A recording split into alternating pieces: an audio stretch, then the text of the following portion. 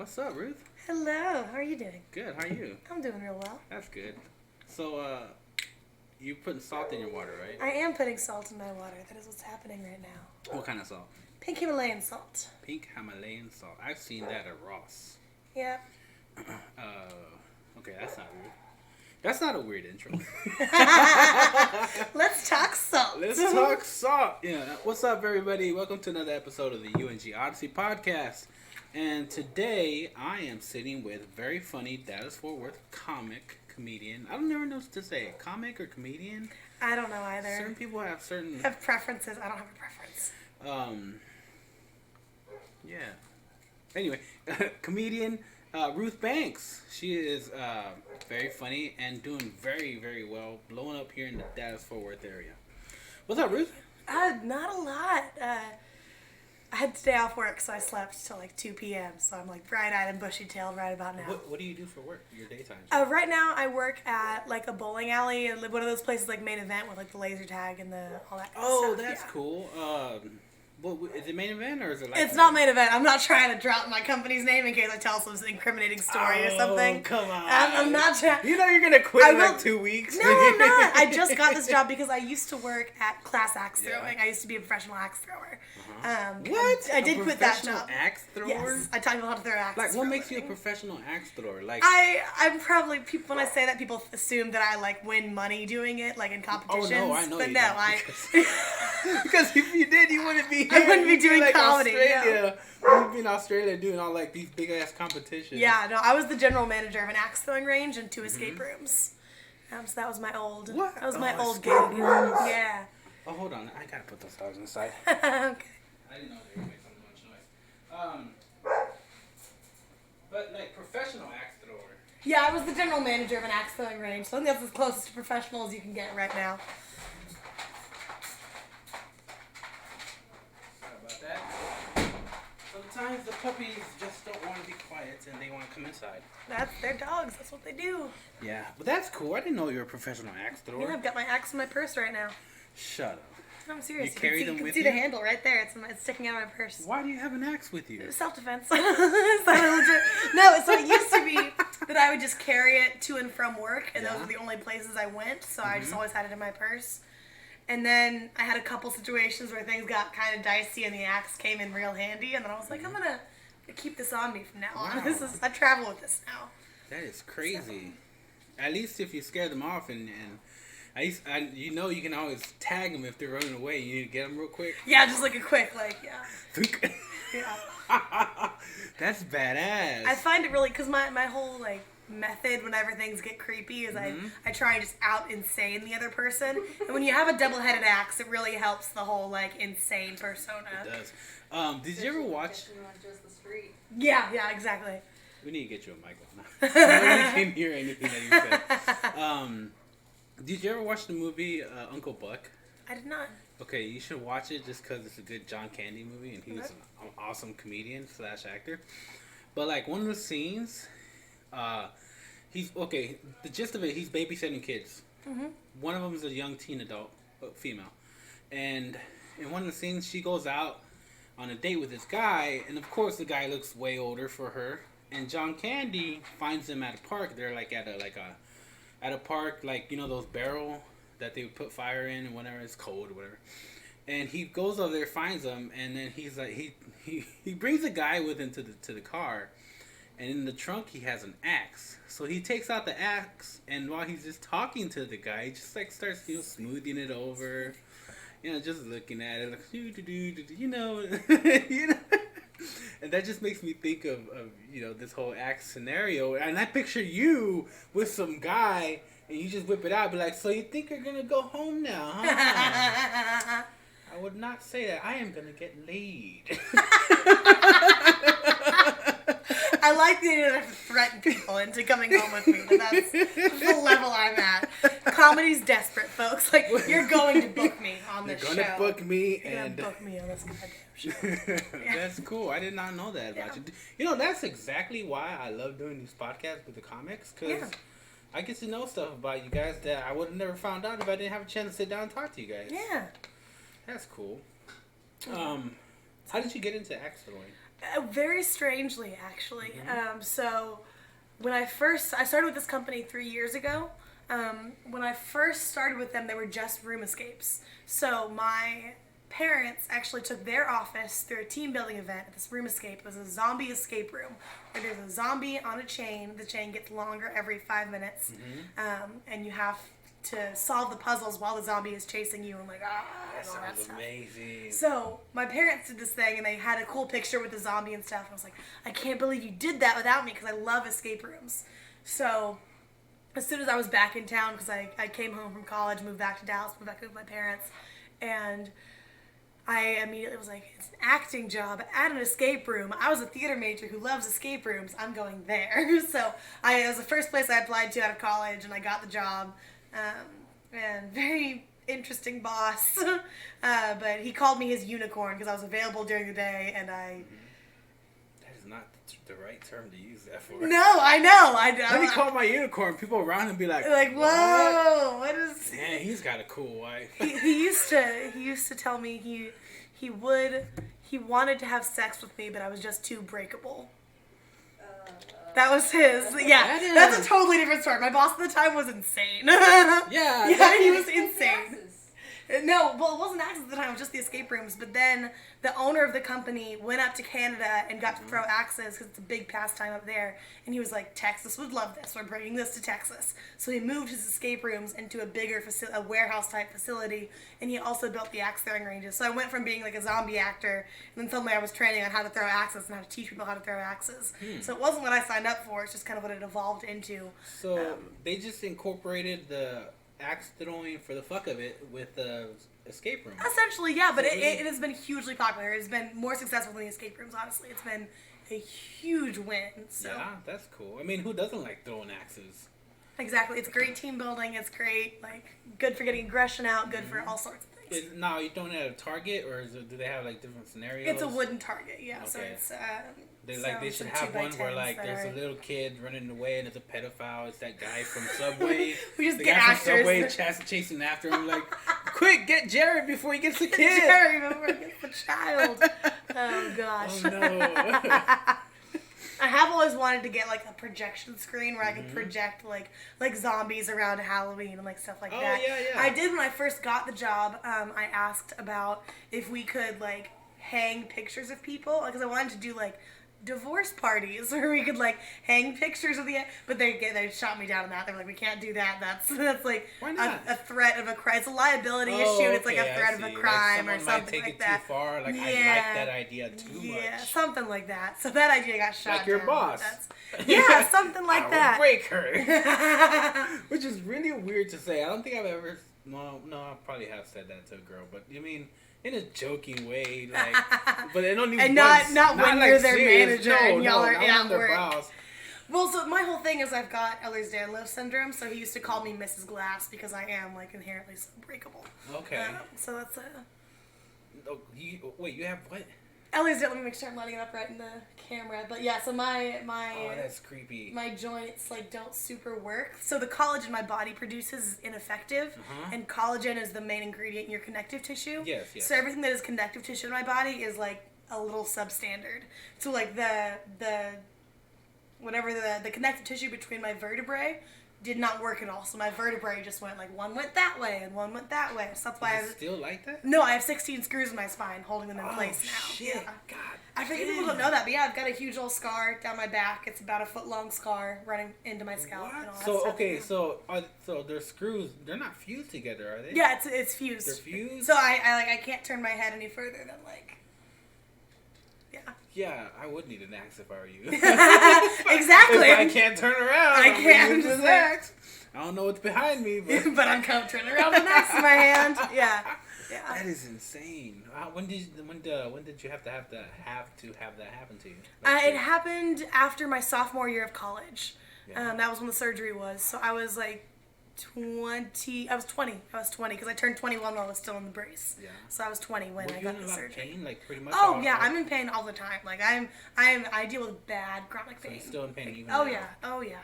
I get bad headaches, and I have because I have something called postural orthostatic tachycardia syndrome, I have something called gastroparesis. I have something called a Chiari malformation. And it's all because of this connective tissue issue. The tissue issue. That's what I'm. If I ever get to write like for a magazine, I'm gonna call it the tissue issue. That's insane. You know what? Not to like be off topic. Well, it's kind of the same topic, but like obviously my girlfriend's Caucasian. Yeah, and she's a little, strawberry blondish red, whatever. She also seems to have a lot of issues with her.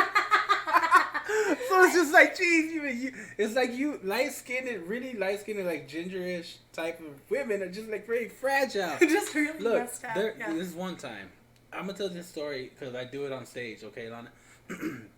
I had changed my body soap, and she turned out to. Okay, I had used some body soap, right? It was just like Dial or whatever. I didn't even know what brand it was. But, it was Dial. But she knows. But like I washed my private parts and everything. Then we had sex. Okay. And then while we were having sex, she said she started feeling something weird, and apparently her body was allergic to the soap. So because we were into an intimate area, I can say pussy. I don't know why I'm saying this. Like, you're a comic. Her not gonna offend me. The juices in her pussy mixed with the soap. So when I pulled out, she like ran to the bathroom and to see what was going on, and her lips were completely swollen. Whoa. From sex, and like that's awful. It looked like. Okay, have you ever seen? Okay, you might have never seen this kind of porn. I'm very curious to see what you're about to come up with. It's kind of deep porn that you kind of watch. Like they use like a vacuum on the pussy. Okay, like I know what you're talking about. Yeah. And they'll take it off, and it looks all swollen. Yeah, I know what you mean. Yeah. If they have big labias, it'll like the labias will look swollen. That's what her pussy looked like, and I thought it looked cool. Oh, I was like, that is worse. Is what? that I've told him numerous times that I was allergic to Dial soap. Well, I mean. He's a guy. I didn't know your shit was gonna swell up like that. It's like I didn't know if I touch your skin with Dial soap, you break out in hives. That shit, they was insane. Well, yeah. They never listen. They never listen. That's always the like. I find that with like, this is kind of unrelated also, not comparing to this, but I find that with like servers at restaurants. Mm-hmm. I don't have this issue because I don't have bad allergy issues, but one of the things that comes along with my little cluster of health issues is something called mast cell activation syndrome, or like MCAS, and it's a hyperallergy to a lot of things. Mm-hmm. So there's like, they'll go into restaurants and be like, hey, I really, really need my food not to contact this thing. It's going to be a problem if my food comes in contact with this thing. And the waiter's like, yeah, we got it. And they eat their food and they have this bad reaction. And the waiter's like, oh, I didn't know it was like that serious. And it's like, we spelled it out for you. Like, I don't know how much more clear it could have possibly been. So are you allergic to foods too? So I don't have that part of it, luckily. There's cool. 3... like things that tend to go together, and that's EDS, POTS, and MCAS, and I somehow don't have the third one, so I'm very lucky to have that. Cool. But I don't know if you know Lauren Marie Riley. Do you know her? She's another Dallas area comedian. She's just not currently in the Dallas area because she's getting treatment off, I think, like Virginia or off somewhere else. Okay. But she's still a big online presence, and she has she has EDS also, and I think MCAS is one of the things she's with. Her issues are a lot more specialized than mine are, but she's another huge like disabled comic who does she does a lot of good awareness raising. So. Oh well, if she ever comes back, maybe you could help link us up and I'll have her on the podcast. Dude, I totally will. Stuff like that. But yeah, Mom, kind of like my point, like that I was making with her by introducing her to the conversation is that like I make fun of her for being so allergic to all kinds of things, having all kinds of ailments. Yeah. And like it's because of your weak white genes. That's what it is. Yeah. Well, it is a genetic mutation that I have, so you're not that wrong. I mean, I just joke around, but now when I'm talking to you, I feel bad about saying stuff like that to her. It's a problem. Like, you're actually not that bad, girlfriend. She gets sick, like, she got sick already 2 colds in, like, the past month. Because you keep getting me sick. I'm not sick. How do I keep getting you sick? You can be a carrier without showing symptoms. The common cold, I guess so, man. It's not my fault. I talked to a bunch of people. Anyway, so when did you first find out that you had this issue? So I've had health issues my whole life, but they were never diagnosed until actually the person who first told me the phrase Ehlers-Danlos syndrome was the surgeon who ended up operating on my spine. Mm-hmm. So it was actually kind of a weird roundabout way we got there. I was having really bad pain issues, specifically back pain, but they were also causing me bad headaches and migraines. And I don't mean just like, oh, I've got a headache. Like, I would be unable to leave my house for 3 days because it would be, I'd have to sit in the dark and, like, do nothing. Now, those are real migraines. They're real bad. Like, I couldn't hold down food. I couldn't, like... I give her shit for saying, I got a migraine. Like, you don't have a migraine. That is nowhere near a migraine. You have a pussy little headache. Well, there are degrees and stuff. But, like, it was still, like... You're gonna hate me for this. I was like, you're burning so many bridges. Like, I don't know why you're doing this. You're not earning yourself any friends. I like to push the limits. You are comics. But so I was getting those 8 to 9 times a month. So if you have 3 days, 8 times a month, that's like 24 days out of a 31-day month. So I was just useless. I was doing horribly in school. I was having an awful time. And so I decided I wanted to get a breast reduction because that was the only obvious thing I could think of to like, this will probably help. And my dad was like, well, do it, but we want to hear from like a spine, like from a back doctor that it's actually going to help. We don't want to put you through this if then on the other side we can find it doesn't make any difference. So my mom just Googled like spine doctor San Antonio. That's where I was at the time. And we just pulled up the first search result. And it was a doctor, Dr. Steven Sear. And turns out he was a surgeon in the military and he's got all these like accolades and he's this amazing surgeon. So he ended up, because I'd seen other doctors throughout my time trying to figure out what was going on and they all couldn't find anything. And so he essentially, hearing my story, he took some very specific imaging that had me like turn a certain way and bend my neck down this way and like this very specific x-ray he took. And he came back and was like, okay, so a breast reduction isn't super going to help what you've got going on. Like, he pretty much told me there was like a unit of measurement where about how displaced your vertebrae are from each other, and like 0.04 or something was the you need to get surgery measurement. Like if it's past 0.04, you really need surgery. And I was at like 0.4, like 0.5, like 0.6. Like I was at way worse than was even surgically like. That's like being way over the legal limit of drinking. Yeah, the legal limit of drinking, exactly. It's that kind of same units. Like you're super drunk. I don't know how you're walking around. That's what he said. He was like, I don't know how you're okay. Like, I don't know how you're functional. I don't know how you're standing up. I don't know how your spine is holding up your head. What he ended up finding out when he cut into me was that my back muscles had essentially mutated to be holding my spine together. So that was the only thing actually holding my spine up was my back muscles had like. You know what? If you probably were flat chested, you probably wouldn't be able to walk. Because probably like all that bending over movement because of your chest weight. And it built it up, yeah. Your back's all like, we're getting ripped to handle all this. Yeah. So he saw that and then he was thinking like, how did this happen? So he came back in the room and he had a reflex tester and he was like, not just the knee, like he was doing this weird one in my ankle, this weird one like on my wrist, like, and he was like, okay, you're hyper-reactive to things, and I don't know how he made that leap, how he thought to do that. But he was like, you're hyper-reactive to things, which is the symptom of Ehlers-Danlos syndrome. So then he took me through the Beighton score. And the Beighton score is a measure of your hypermobility, or like double-jointedness is the non-efficient term. So it's like being able to bend. It's actually 90 degrees is the standard, and I have the full 180. And then it's my arms bend back more than 180 degrees. Same with my knees. So that's always creeped me out. He took me through all of those, and he was like, okay, I can't officially diagnose you with Ehlers-Danlos syndrome because I'm not a geneticist, but you want to get this looked at. This is probably what's going on. Ehlers-Danlos syndrome has some weird stigmas around it, so it took me a little bit to get a doctor that would work with me on it, but now we're in a good place, so that's kind of how that happened. I was looking for a breast reduction and ended up with 16 screws in my spine. Yeah, it happens. You know what? Your future boyfriend would be like, thank God for that doctor. Oh, I'm still getting a breast reduction. It's still going to happen. Why? Leave him alone. I have like a 5-minute bit about getting a breast reduction. Have you ever listened to my comedy? I don't think I've heard that bit yet. Yeah.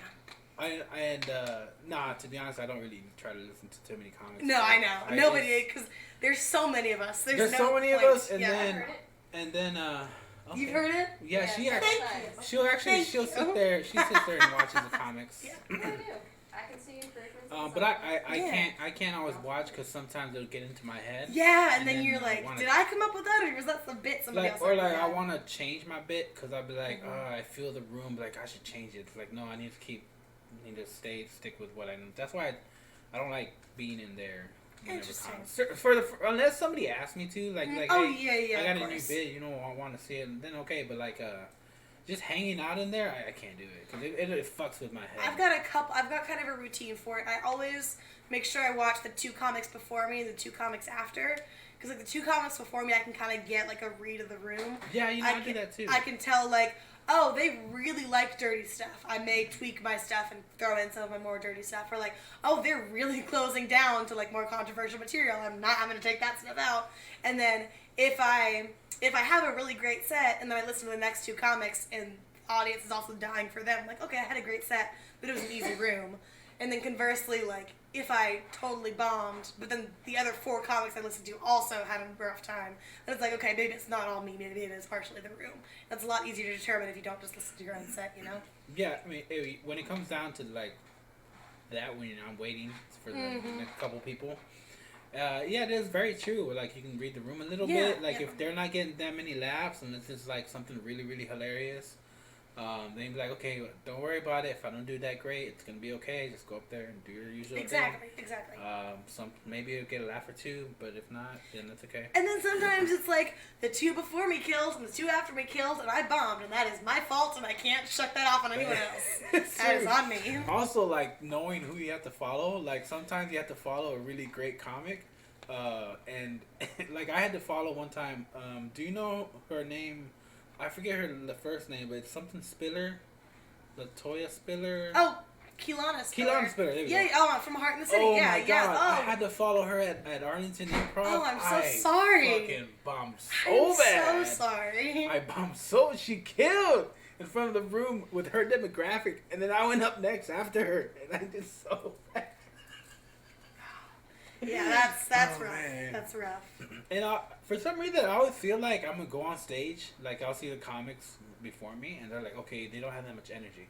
I'm going to go up there. I'm going to go super energy. Yeah. I'm going to be super animated and all into my bits. Then I get up there, and they're like, hey, how's it going? I don't know why. It's like deer in the headlights. Yeah, kind of. Those lights get you. They're like, okay. Don't do anything stupid. Yeah. Wow, but are you doing anything tonight?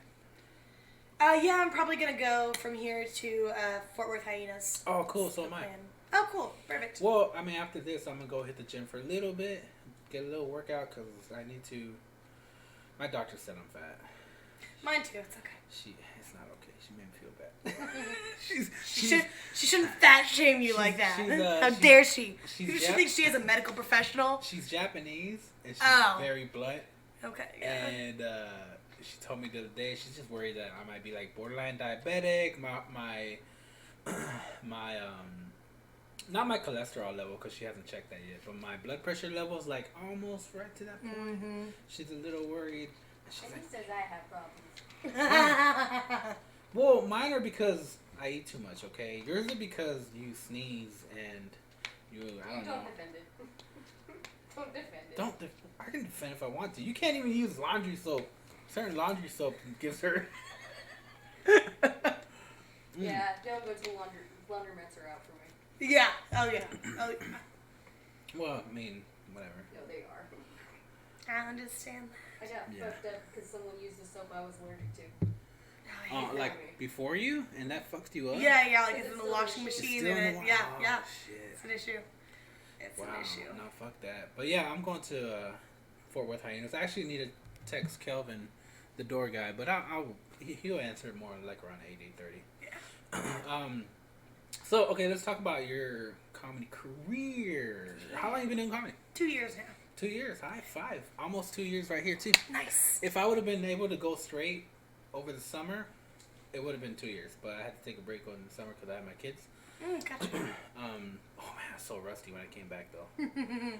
So rusty. People were like, "Oh my god, what's going on?" And then I'm finally starting to find my groove again. Actually, I found it a couple weeks ago, so now I'm just good working on certain things. I'm gonna go back and I'm not gonna create any new bits for a while because I have so many old ones that could. But you just need to work on. Yeah. I'm just gonna take those old ones and redo them for a while. I might take a week off pretty soon and just like see if I can go over all of my bits because I have. It's like almost 2 years worth of bits. Wow.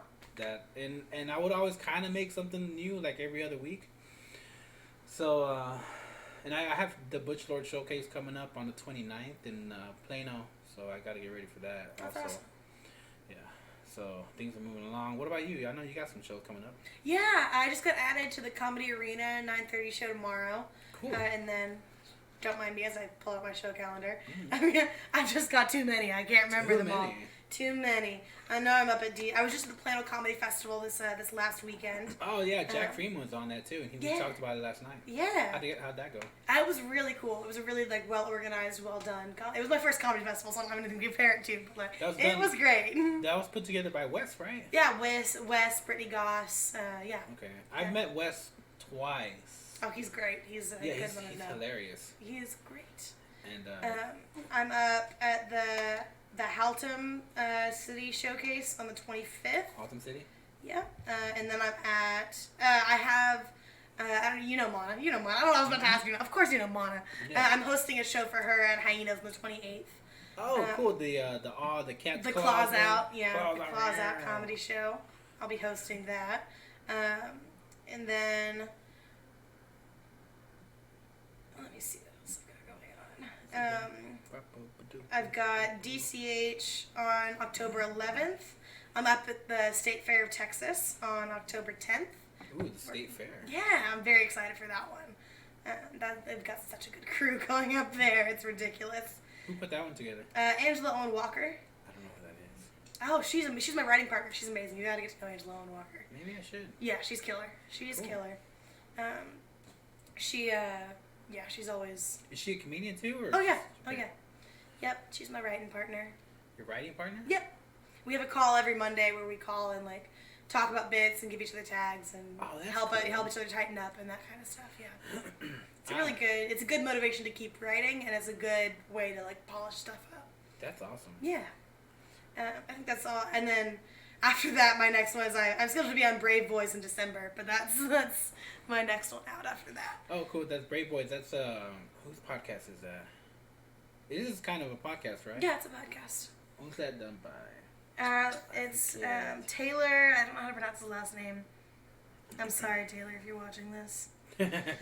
Higginbotham? Taylor Higginbotham? Oh, yeah. Yeah, there we go. I had to look it up real quick just to make. It's got too many syllables. I can't remember them all. What was I gonna ask you next? What influences do you have that made you get into comedy? So it was actually after I've always loved comedy. Like I played chess a lot when I was little, and on the weekends I'd be away at tournaments. My dad would bring his portable DVD player, but the only DVDs he ever had were Monty Python and the Holy Grail. Hell yeah. So I would just like watch that on repeat. So I'm big into British humor, like British comedy. Yeah. That's been a big thing for me. I don't know if you've ever heard of British comedy panel shows, but it's this great thing. They don't really have too many of them in America, but it's basically like they get a bunch of comedians and just put them on a panel and give them some weird premise. Like one is called Would I Lie to You? And they make the comics just like read out things about their lives, and it's either going to be truth or a lie, and they have to try and sell it as the truth either way.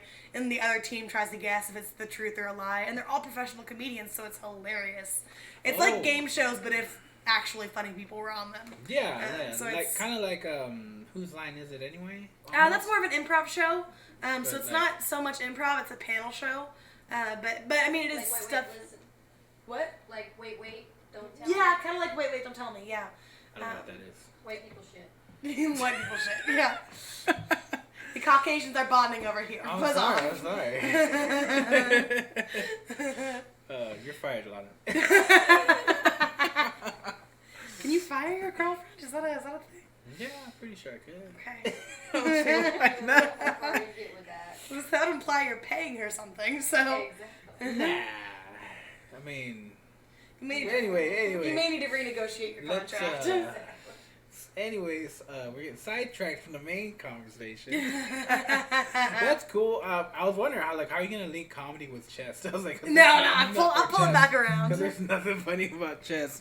I was in a chess club in elementary as well, but I started my chess club in elementary school. Really? You're like, we need to do something. Well, so I had been at another school, and I was in their chess club, and I was really good at. Or my grandmother had taught me to play chess, and so then when I was at this other school, I was in the chess club, and then I came to this new school, and there wasn't a chess club, so I built on that day when you go and meet the teachers. There was the science teacher had a chessboard hanging in her room, and I was like, "Hey, want to start a club?" And the science teacher was like, "Okay." I'm like, "Yeah, sure." I was in the club through all of elementary school, and then I was one of the volunteers that helped teach in the club through middle school and high school. So I was big into chess my whole life. Yeah. That's cool. Yeah. But the way I got into comedy is. During my spinal surgery, I was bedbound for 3 months. We moved this recliner into my parents' bedroom, and I just sat there. I only ever got out of it for physical therapy. I had to stay still, and because they were trying to fuse my bones, so there you couldn't do much while you're growing bone. That's a pretty stationary activity. I know for you, growing a bone is something you do all the time, but for me, it was a big deal.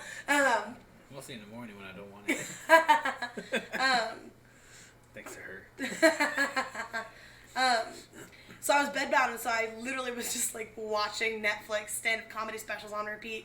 And it was this great form of escapism for me. And so once I was more recovered, I was like, I want to be able to do that for somebody else. I want to give somebody else that escapism. That's cool. Did you ever laugh so hard that you kind of hurt yourself? Oh yeah. All the time, maybe. Depending. Who's one of your more favorite, not inspiring comics, but one of your more favorite comics to see? I think John Mulaney is my favorite. John Mulaney. I love John Mulaney. He's pretty goddamn funny. Yeah. I think one of mine's Louis Black and Mike Birbiglia. Mm-hmm. Oh, Mike Birbiglia is great. Yeah. I just like Mike Birbiglia's the way he just puts it all together in a way it's just one long story. Yeah. He's a storyteller. Yeah. That one Sleepwalk With Me. Mm-hmm. One of my favorite stand-up shows ever. Mm-hmm. I also love Dimitri Martin. Oh, yeah, Dimitri Martin is very witty, man. He's great. I used to show him to some of my ex-girlfriends. They're like, I don't get it.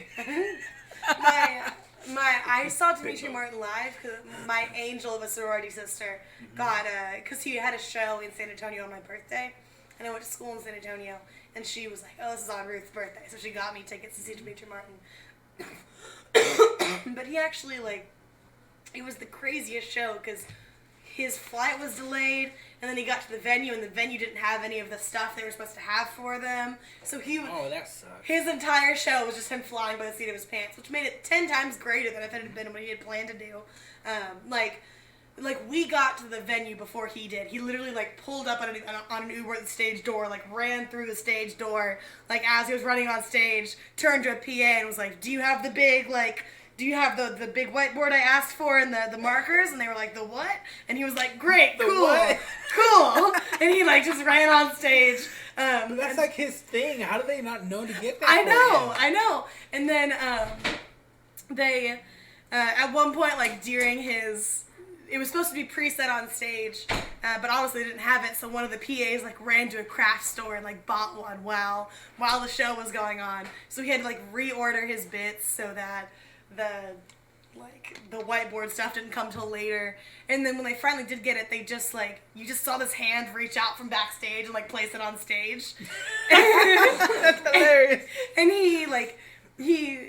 he did not want to have any dead air during his show, so he tried to it was a wired microphone, so he tried to walk over with the microphone, and the wire just wouldn't go far enough for him to reach the white thing. So he pulled out his phone and pulled out one of his old comedy specials and set the phone on the stool and set the microphone by the phone, and then ran off to get the whiteboard while one of his old comedy specials was playing over the speaker.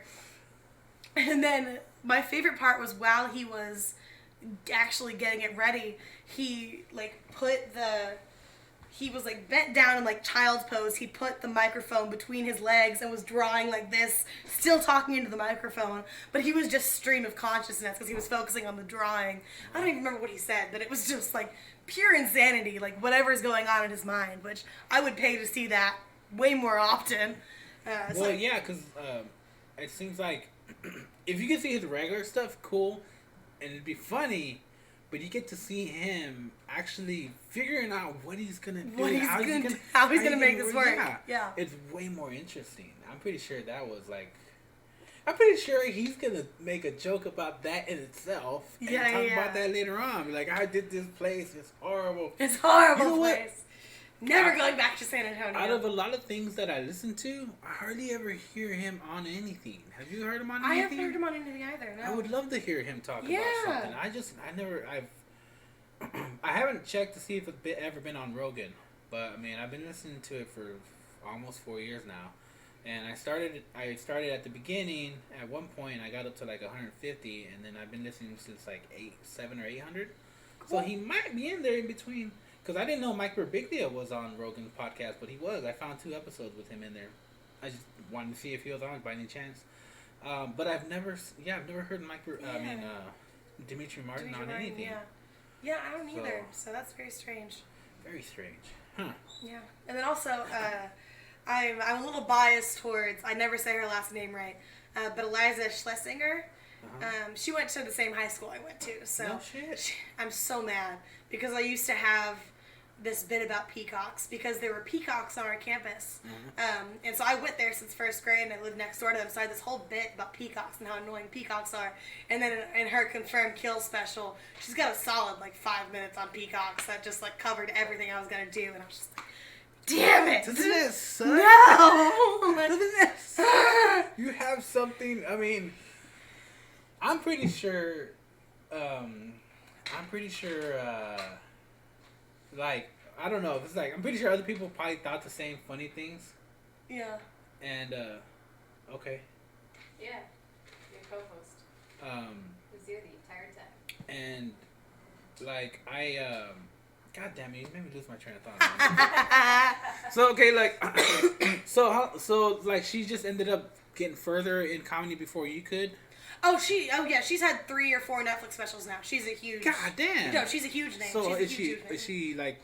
If you guys did you guys go to the same high school at the same time? Not at the same time. No. Oh, okay. I was about to say, she was like, a few years ahead of me. Like maybe. She's probably. We were never in the same high school. I think she was 4 or 5 years older than me. Oh, okay. So, okay, that makes more sense. Yeah. I was about to say, wow, she must have like got blown up quick. No, she was actually the first stand-up I ever saw live because we went to also the Dixie Chicks went to my high school again, not same time, but like they spoke at my graduation. I was about to say, wait a minute. No, I'm not. I'm a lot older. Like, you think black don't crack, like. The Dixie Chicks, huh? That's cool. Yeah. Where are you from? I went to school in Addison, so Dallas. Oh, okay. Yeah. Oh, okay. So you're a native too. Yeah, okay. I'm here. I'm not. Yay! I'm from Davenport, Iowa. Okay. But I've been here for a while, so I mean. Yeah.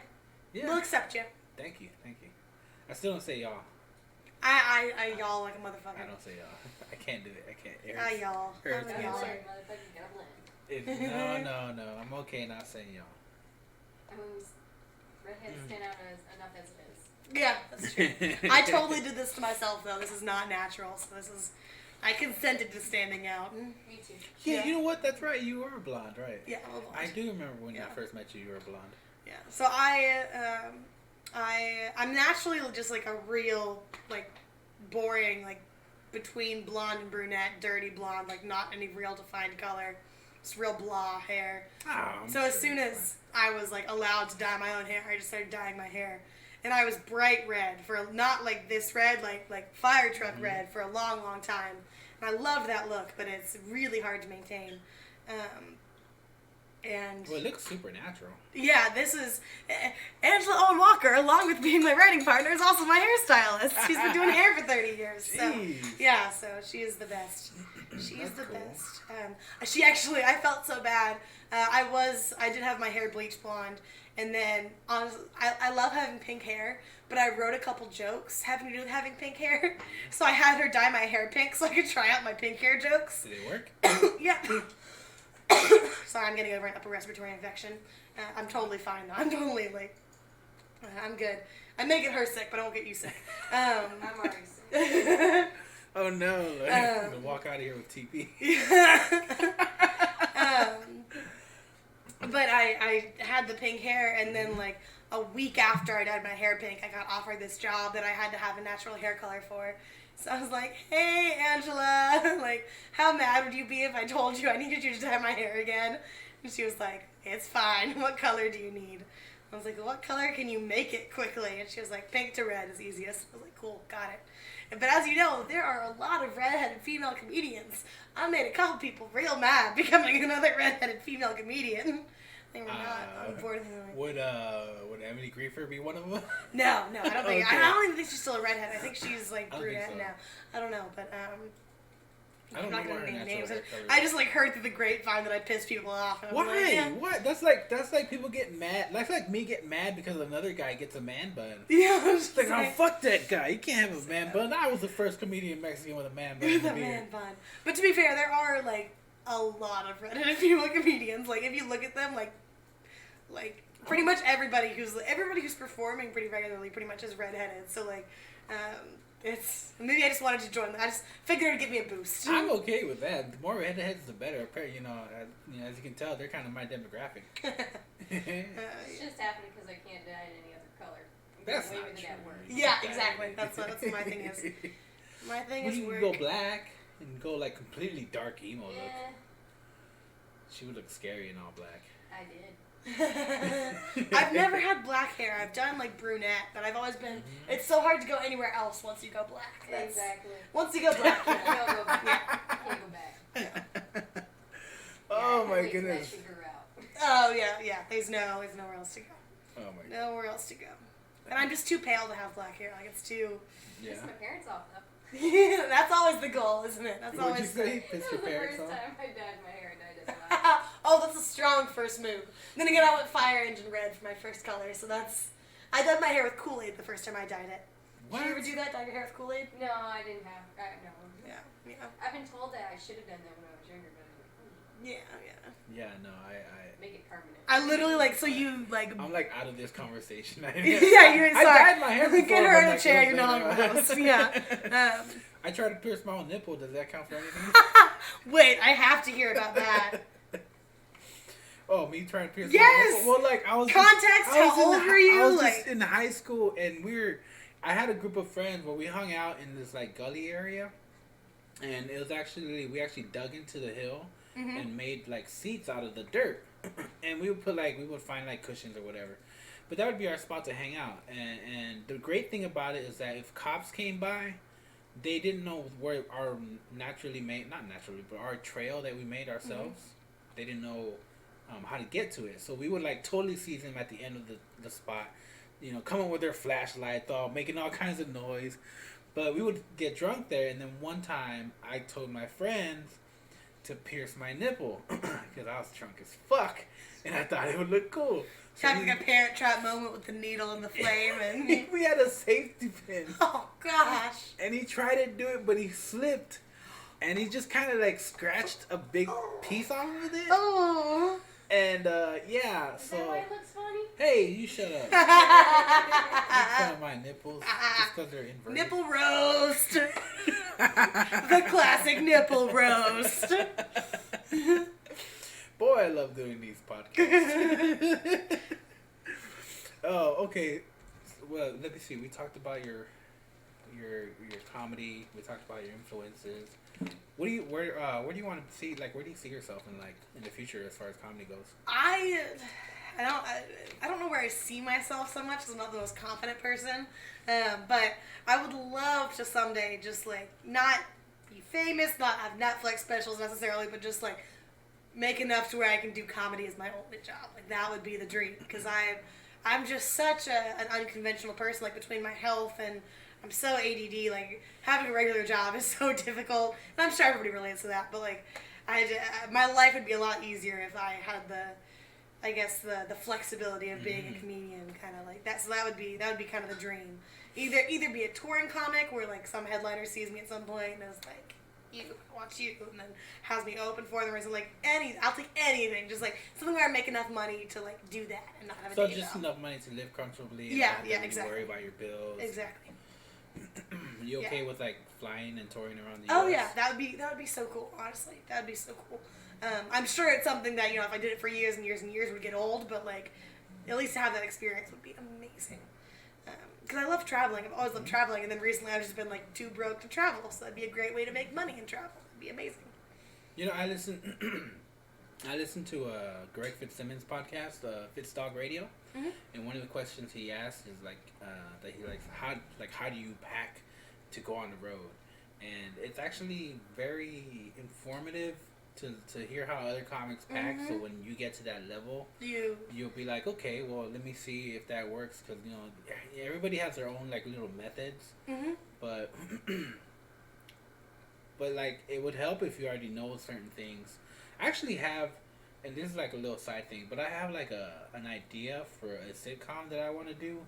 I don't know, I think I'll ever do it, and I hope somebody doesn't do it before I do. But like, you're saying it online right now. So. But it's gonna be like a sitcom where it's an airport, right? And pretty much the airport is just about all the stupid, crazy shenanigans that happen at airports, And then you have like special guests would be the comics come in who have bits about their airport experiences, do them on the episodes, and like I picture one where like Lewis Black talks about how like. He's been to this airport so many times. Like, would it be just be faster if I just show up naked? Can I skip to the beginning and I just get through all this TSA bullshit? And I think it'd just be funny to have him just go crazy one day and show up completely naked. I said, because there's so many things about airport things, and it'd be funny in my head at least. It's funny to watch that comedian who did a bit about an airport or whatever, and then just have him. There's an airport that people are always making fun of. LaGuardia. LaGuardia, yeah. Like if it was like a kind of LaGuardia type of airport, it was just so shitty, and like they're dragging Asian people off planes and whatnot. So my parents own a travel agency, so I'm like a professional traveler. Like I can pack like a boss. Like I can pack to go somewhere very well. But I also I hear so many just like stupid things that happen at airports. Just like. How do you pack? Like, what are your essential things to pack with you? It's not so much about. So for one thing, I am a chronic overpacker. I'll be like I'll wear the same pair of jeans like 3 days in a row, but when I pack to go somewhere, I'm gonna pack like 5 pairs of jeans for 3 days, like for no apparent reason. Yeah. It's like in case I pee myself 2 times. Like who knows? What if I get diarrhea while I'm on the plane? Yeah. Need a new pair of pants. But I always roll my clothes. Like I don't fold a pack. I roll them all, and I think that's a lot more efficient. Obviously, the classic you don't put anything valuable in your you carry all your valuables. Anything like a pill tray, you put it in your checked bag, but it's got to be in a bag of some sort. So when it inevitably bursts open, all the pills are still in there. Just basic stuff like that. There's not that much to packing. It's. Did you say if it bursts, pills go everywhere? Yeah. Like, why would you have a bunch of pills? Because I'm a sick person. Because I'm a sickly that's human. Right. I'm like, I what? travel Are you with smuggling like Xanax or ecstasy? No. She's like, because I'm a party. I'm a party woman. You don't know No, me. because I'm sick and I need them to live. Yeah. Oh, so do you take a bunch of pills right now? Yeah, I take, I think we've actually been downsizing recently. Currently, I take about 7 at night and 4 in the morning. Oh my god. It's nothing crazy. It used to be a lot higher. That's gotta be killer on your intestines, though. None of them are opioids, so nothing's like slowing down my intestines in any way. It's actually one of them's like a digestion pill. I'm on something called Marinol. I'm on sounds pretty close to fentanyl. Yeah. That's cool. I mean, well, not that's cool, but I mean, you have to do what you have to do to keep you. Yeah. I always do that. I'm a very self-destructive person, so I always do this thing where I'm like, well, I've been feeling good for, a couple months now. probably don't need these anymore. Like, I'm doing fine. And I just stopped taking them. And, like, 2 days later, I'm just like, ugh. Don't do that. Don't do that. I always get like, I'm probably. The worst is my digestion meds. Because I have bad gastroparesis. Like, if I don't take my pills, my food will sit in my stomach until I throw it up. Like, it's not gonna move. I've thrown up pretty much every day since 6th grade. Like, I throw up constantly. I've thrown up in every comedy club in town, and not because of alcohol, just because that's who I am as a person. So you're saying everywhere we go together, you've probably thrown up? I have thrown up there, yes. Oh. But in different bathrooms, so, you don't have to worry about that. Yeah. And I never miss. I'm a professional vomiter. That sounds like I'm bulimic. People always think who was it the other day? I was at Dusty's, one of the open mics in town. And Dusty's in Denton. Dusty's in Denton, yeah. And there's always a long wait there, and they have 50-cent wings on the Sunday we do the open mic. And I'd gotten there early to eat some wings with, who was I with? I was with Jorge and David, American. And I had the wings, and I immediately went to the bathroom and threw them up because my stomach immediately was like, nope, not having it. So I came back from the bathroom and was like, I just threw up the wings, gotta order something different because I'm still hungry. And Jorge was like, what? Like, you did what? Like, clearly I'd never told him about my issues before, so I know in his mind, he's either like, she's either sick or bulimic. Like, I was like, I don't know what's going on in his head, but I think suddenly he's worried about me. Like, what? My brother, who's actually my co-host, but couldn't make it. He was here the entire time. Yeah, but he said he couldn't make it for some reason. It's okay, I'm only a little offended. I don't know what's up with him. We started this together, but then he like fell off, and then like I don't know. So I'm probably gonna do some rebranding and change the name of the podcast because there's no point in Uns and Gump if Gump's never here. Yeah. And nobody calls me Uns but him. Oh yeah. And he can pop up whenever he wants. He can still come over here and be like a co-host whenever he likes. I'm not gonna tell him no. But as far as like the actual podcast goes, he's just not here enough for me to keep him. Not keep him, but for me keep to him. like keep him as my flesh and blood. And yeah, so we're gonna do some rebranding here pretty soon. My favorite story like that. There's a restaurant I used to work in called Dobros. And the owner of the restaurant told me the story that he'd opened it with his brother. So they called it Dobros because they were brothers and they were opening it together. And then like a month later, he pulled out and like moved. And he was just stuck with it. Just like... It was like if Super Mario Bros. Came out of game and then Luigi just said, bye! Bye! You can do the game by yourself. But like, well, it's just Mario. The other brother. I don't know. He was like, well, I'm not going to rebrand it Dobro, so I guess we're still the Dobros. He met a woman and left. Probably what happened. Yeah, that's probably what happened. Oh, yeah. Well, women take a lot of our time, so sometimes you gotta do that. What'd you say? It does take a lot of time. Okay, I thought you were being smart. I was referring to the podcast, not women, because you should love to do that. What, the women or the podcast? Spend time on women. I love doing the podcast a little bit more. It's a little more peaceful. Except for when I'm here. No, you're good. You're always... You're good. You're. She's my producer also. The producer. Gotcha. I don't know if we've said that yet. She's like she's my young Jamie. I don't know if you ever listen to Rogan podcast. I'm not a big podcast person. I'm too ADHD. Like I can't sit down and listen to something for that long. You drive though. What do you listen to when you drive? Music. Oh really? I can't do music anymore. I can't do no more music. Even that new Tool album, I haven't had time to sit down and actually listen to it. I don't mind like if I'm cleaning and doing stuff like that, but like when I'm driving, I listen to people talking because I get ideas from it sometimes, and that makes sense. And also they're always comedy based, so I get to hear what the comics are talking about, what's going on in their world over there in LA.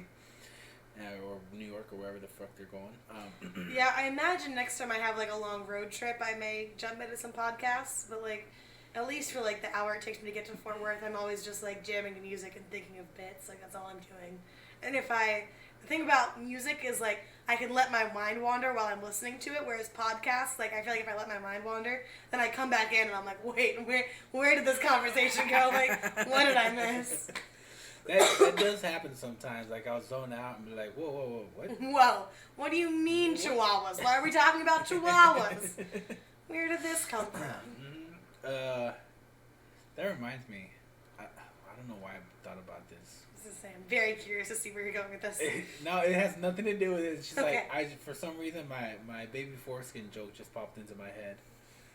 Because, I know why. Because I was listening to a podcast and they're talking about how Kate Beckinsale, something, one of the actors, was apparently using baby foreskin as a facial. Oh, I think I heard that somewhere. And yeah. I made a bit about it. It actually did pretty good, but I never went back and actually polished it better. and now I'm thinking like that's one thing I need to bring back sooner or later. Mm-hmm. I always do that with bits. Like I'll write a bit and it'll be really good, and then I just for some reason I'll just like forget about it. It's just like there was one time the best gift my friend has ever given me was she not a physical gift, but like we had reconnected after not talking for a little bit, and I had just started comedy when I was talking to her last, and then we like lost touch for a bit, and then we came back in touch, and she was like, "Are you still doing that joke about your name?" And I was like, "That joke about my name? Like, what are you talking about?" And she told it to me, and I was like, "Oh, no, I totally stopped doing that joke. Like, I stopped doing that joke a while ago." And she was like, "That was your favorite joke of mine." So I took it back out, and I've repolished it, and it's become like a lot of people's favorite jokes, so it's what is it? It's a true story. I was in. I'm not gonna tell it like I tell the joke on stage. I'll just tell you the story of it. Like, I get into a lot of internet fights. I piss men off on the internet quite a bit. That's one of my hobbies. And my favorite comeback I've ever heard is this. I don't even know what we're talking about. It was a year and a half ago, so I don't remember what the subject was. Don't remember anything except he came back at me with, "It doesn't even matter because everybody knows all Ruths are trash," and I was just like. Like, I'm not offended because, like, I'm self-identified garbage, but how do you know enough Ruths from which to draw that conclusion? Like, I myself am a Ruth, and I only know Babe Ruth and Ruth Bader Ginsburg, and I don't know either of them well enough from which to determine their trashness, and yet this man has run a gauntlet such that he has the scientific accuracy to say all Ruths are trash, and honestly, it gave me a little bit of hope. Because here I was thinking all the Ruths were just me and a bunch of little old ladies, when actually there's been an entire generations of trash Ruths out there fucking shit up and carrying on our reputation. And I always have people like raise their drinks to the trash Ruths. That is hilarious and it's very true. I've only known one other Ruth, and that was in elementary. That was the thing that took me. I'm like, there aren't enough Ruths from which to say that definitively. Like, nope, I don't hear that name that often. Yeah. Speaking of, I said something on Facebook that you didn't like. Oh yeah, you did. Yeah. I was like, God damn it! What the fuck?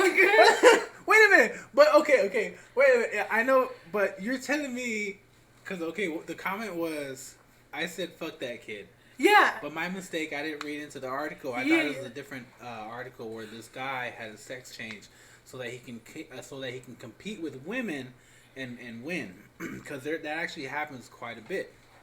Which I find is not cool, because if you're a guy, even if you're transmorphing, transitioning is the term. Transitioning is the term. If you're transitioning to a female, although I like that there's just like look, Mighty Morphin Power Rangers. like I have no problem with a guy wanting to be a girl, but when it comes to sports, like competing, I get that it's more. not cool. I get that more. But I said fuck that kid, and you said what did you say? I was like.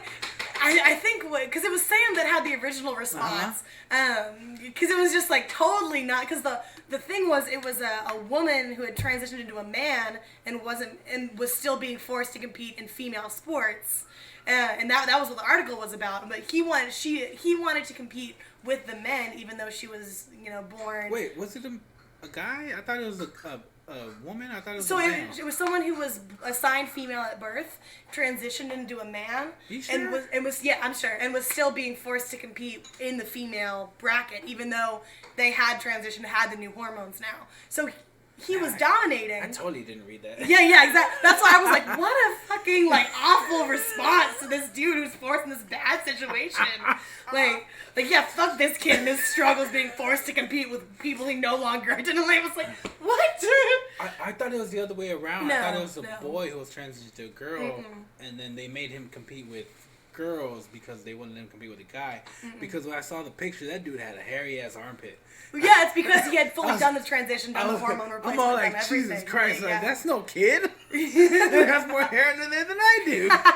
Give me some of that shit. Whatever. So I don't shave. That's one of the things that pisses men off on the internet about me. I don't shave my armpits. I don't shave my legs. Let me see your armpit. So I always flash people my armpit at comedy clubs.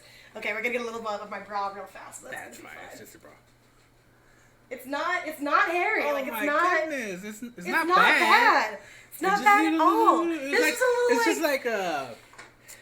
It's like a not even like a bristle, but like just a little patch of hair. Yeah, it's just a little like patch of hair. And people are always so disgusted when I say that. I'm just like, sorry. Like it actually started because after my spinal surgery, I was in this totally immobilizing upper body brace, and I couldn't move it.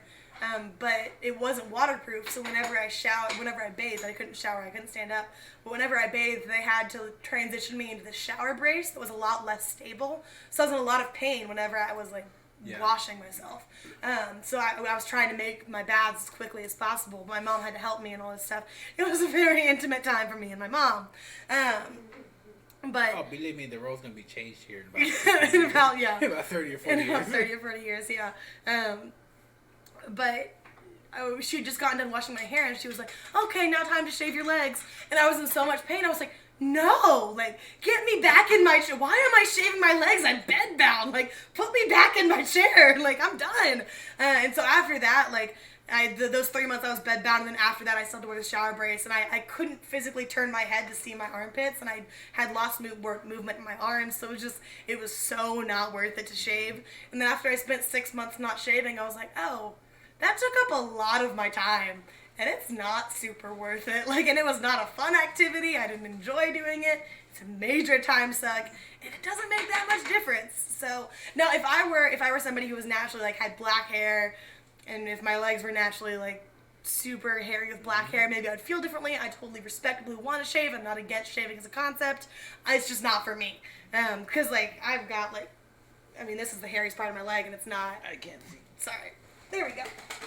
Oh, that's not much. It's not bad at all. Like there's no reason for me to spend time shaving that. Like it's a waste of time.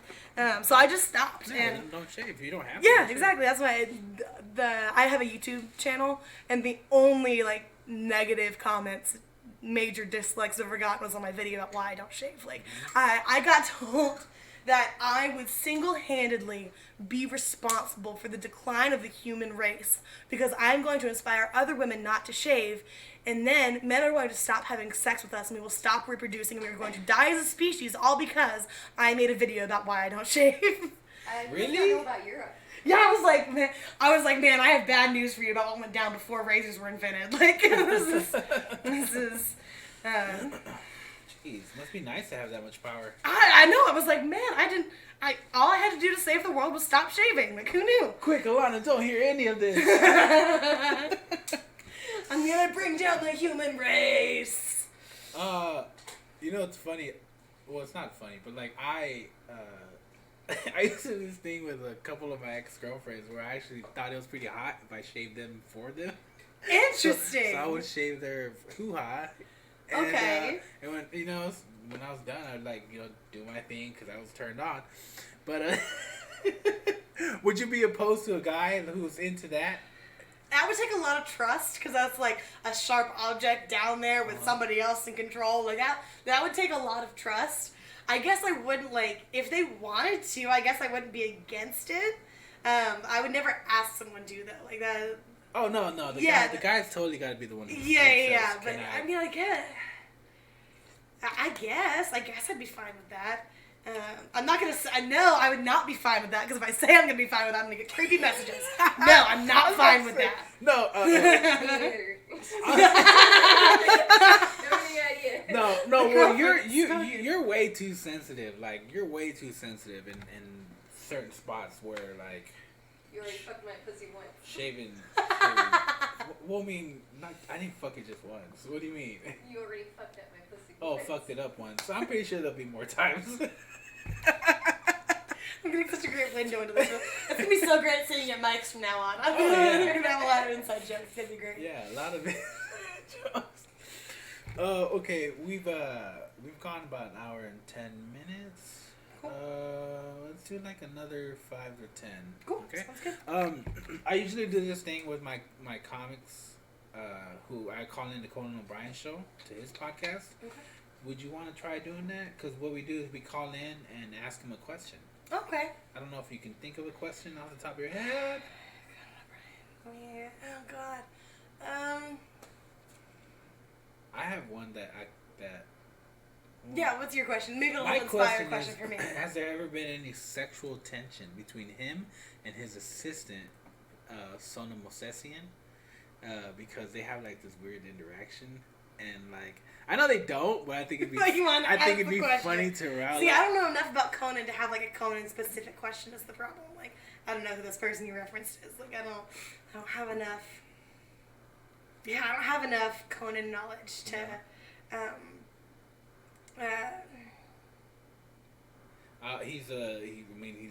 He really loves pointing out the fact that he's a tall redhead Irish guy. Redhead, yeah. If you can't think of a question, I should ask him something about being a redhead. Yeah. You can, yeah. What advice do you have for a new? What advice do you have for a new redhead? What would you do? Like, would you be the leader of the redhead rebellion of the world and start this, this mad, insane domination? Redheads will rule the world again, type of thing. So, again, when did they rule the world before? I don't know, but let's just say it's like, the reason everything starts at 1000 BC or 1 BC. Probably because the redheads were in charge at one point.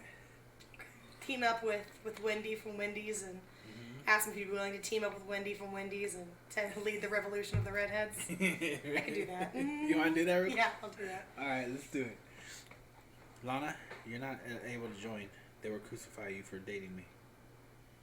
What? What? Oh, I see. Because you're not a redhead. Oh, my gosh. Because I'm Mexican. I could always bleach it. I mean, you got the curls. Yeah, exactly. Hey, Conan O'Brien here. Here's the deal. Ask me a question. Feel free to ask me anything you want. And maybe, just maybe, I will answer your question on the podcast. So be creative, go for it, and maybe I'll be talking to you soon. Hey, Conan, it's Rudy from the UandG Odyssey podcast once again, and I'm sitting here with local DFW comic Ruth Banks, and she has a question for you. Hi, Conan. I was just wondering if you'd be willing to team up with Wendy from Wendy's and lead a rebellion of the redheads with the goal of restarting the calendar, re-dominating the world, and generally fucking shit up. Oh, it'd be a ginger fest. Ginger fest indeed. I think we almost covered about everything. Any last words you want to say? Any shout outs? Are you going to kill me? Why am I having last words? Well, in case you haven't noticed. How does this podcast end? With you in the basement. Quick question. Yeah. Okay, you put salt in your water. Yeah. Well, why? So I have something called postural orthostatic tachycardia syndrome. It's called POTS, but people always think it has something to do with marijuana, so I always just call it the full name. It's not POTS syndrome, it's postural orthostatic tachycardia syndrome. But it basically means it's a cardiac issue. It basically means the veins in my legs don't contract when I stand up. So all of my blood, because most people, when you stand up, these veins contract to keep the blood moving throughout your whole body. Mine doesn't, so all my blood kind of just rushes down. So I have really bad, dizziness issues. I have issues with fainting sometimes, and then I also have blood pressure issues because of that.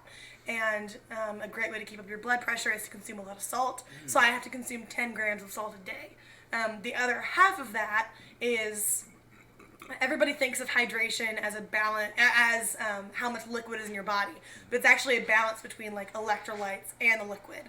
If you have all this liquid but no electrolytes, you're dehydrated because that balance is off. Say if you have all these sodium electrolytes and no liquid, that's also, which is what most people have. So most people just have to worry about the liquid intake. I'm really low on both. So I have to consume 10 grams of salt a day and all this water. But if I drink unsalted water, it actually dehydrates me because it throws that balance off. Yeah, okay. So sodium is a great source of electrolytes. So it's like I can't drink Powerade all the time because there's so much sugar. I'd be way bigger than I am. So salt is a really good, just like simple way to get electrolytes and get your blood pressure up. So that's my thing. Okay, Yeah. so it's not just you being a hipster. Yeah, I like my water salted. Pink Himalayan I don't know, salt, man. like, Hipsters are always coming up with some coming weird up with new some thing. weird Yeah. stuff. Yeah, no, You know, not a hipster, just sick. You know, electric scooters one day, I don't know, wearing some funny hats next. I tried to bring the fedora back for like all of middle school. I actually just on my comedy page posted a collage of all of my pictures of me and my fedora. Just like, follow your dreams, unless your dream is to bring back the fedora, then find a different dream. Okay, well, thank you for coming on. Thanks for coming on and spending time with me and getting to know us more as comics and whatnot. And I very much appreciate it, man. Thanks, Ruth. Yeah. High five. Thank you. Like my page on Facebook, Ruth Banks, Funny for a Girl. Funny for a girl. And Funny for a Instagram. girl. Find her on Instagram. Yeah. And we outie. Oh. And I recorded doing that.